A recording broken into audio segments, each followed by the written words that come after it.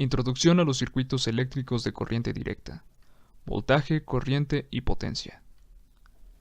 Un circuito eléctrico es, a grandes rasgos, la interconexión de varios elementos eléctricos. Para poder explicar los fenómenos eléctricos, es fundamental entender el concepto de carga eléctrica. Esta puede definirse como una propiedad física de las partículas atómicas, medida en coulombs, que se manifiesta cuando aparecen fuerzas de repulsión y atracción entre las mismas. Dicho fenómeno es influido por los campos electromagnéticos. Un coulomb contiene 6.24 por 10 a la 18 electrones. Para poder mover una determinada carga eléctrica a través de un elemento, es necesario aplicar cierto trabajo, y así es como se define la tensión o voltaje. La energía requerida para poder mover una carga unitaria. Su unidad es el volt, y el modelo matemático que permite modelar a la tensión indica lo siguiente. La tensión que existe desde N hasta M en un elemento es igual a la derivada del trabajo W respecto a la carga eléctrica. Hipotéticamente, si el elemento de la imagen tuviese una tensión de 4 volts de N a M, y esta tensión es positiva, puede verificarse que este valor sería igual a menos la tensión que hay de M a N. Cuando la carga eléctrica logra moverse a través de un elemento y este movimiento se manifiesta durante un cierto tiempo, entonces entra el concepto de la corriente eléctrica. La corriente se mide en amperes y es justamente el flujo o velocidad de cambio de la carga eléctrica respecto al tiempo. En la siguiente imagen simplemente se ilustra cómo es el flujo de corriente positiva y el flujo de corriente negativa. Existen dos tipos de corrientes, la corriente directa, abreviada CD, aquella que fluye en un solo sentido, y la corriente alterna, abreviada como AC, es aquella que varía su sentido y magnitud en un periodo cíclico.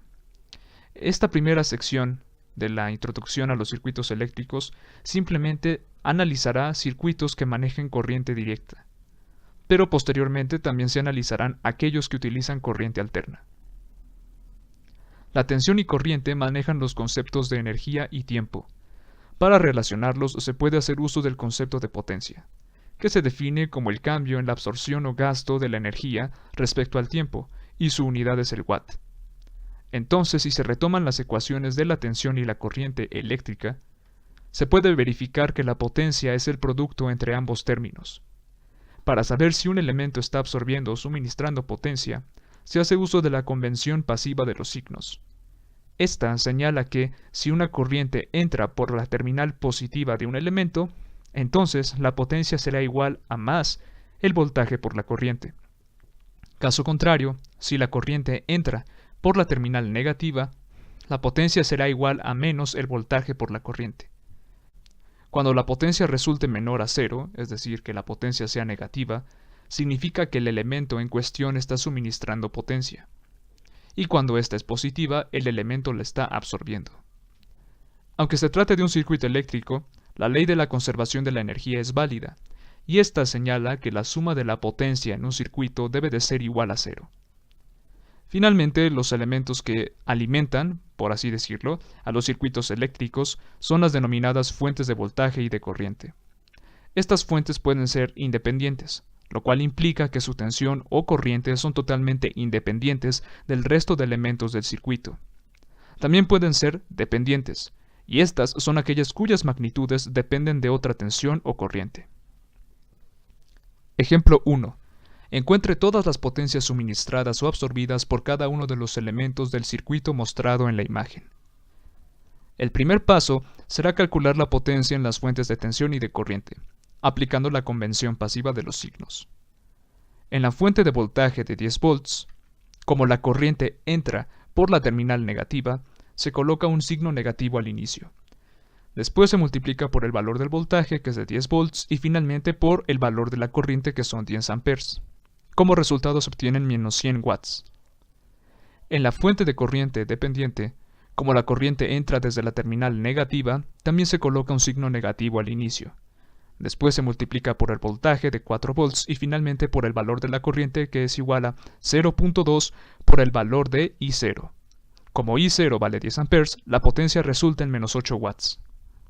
El segundo paso es calcular la potencia en el resto de elementos.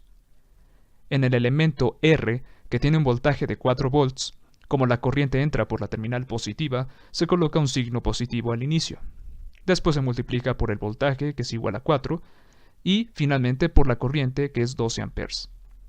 Entonces la potencia de este elemento es igual a 48 watts. En el elemento R, que tiene un voltaje de 6 volts, como la corriente también entra por una terminal positiva, se coloca un signo más al inicio. Después se multiplica por el voltaje, que son 6 volts, y finalmente por la corriente de 10 amperes. El resultado es 60 watts positivos. Como paso final, se hace uso de la ley de la conservación de la energía para verificar los resultados obtenidos. Se espera que la suma algebraica de las potencias en este circuito sea igual a 0. Y al operar esto se cumple, por lo que los resultados obtenidos son los correctos. Ejemplo 2. Al igual que en el ejemplo anterior, aquí nos piden encontrar todas las potencias suministradas o absorbidas por cada uno de los elementos del circuito mostrado en la imagen. Igual que en el ejemplo anterior, el primer paso será calcular la potencia en las fuentes de tensión. Comenzando por la fuente independiente de 6 volts, como la corriente entra por la terminal negativa, se coloca un signo negativo al inicio. Posteriormente se multiplica por el voltaje, que son 6 volts, y por la corriente, que son menos 6 amperes. Como resultado se obtienen 36 watts positivos. En la fuente dependiente, la corriente entra por la terminal negativa, así que también se coloca un signo negativo al inicio.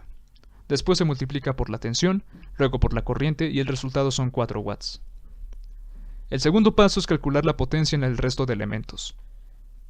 En el elemento R de 8 volts, la corriente entra por la terminal positiva, así que se coloca un signo positivo al inicio. Posteriormente se multiplica por la tensión y por la corriente. Entonces la potencia resulta en menos 48 watts.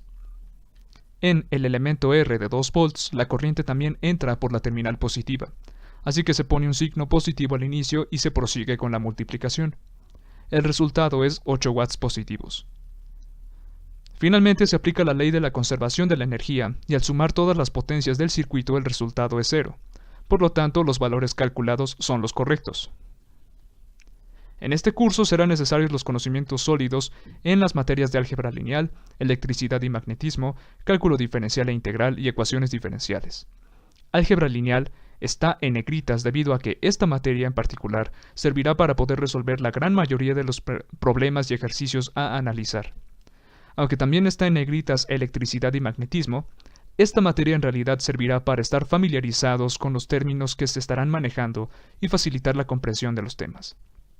Ecuaciones diferenciales sí será útil, pero no hay problema si no se tienen conocimientos sólidos en este momento. Será relevante esta materia en los últimos temas de la introducción a los circuitos eléctricos de corriente directa. En el siguiente video se desarrollará el tema de las leyes de Kirchhoff y la ley de Ohm.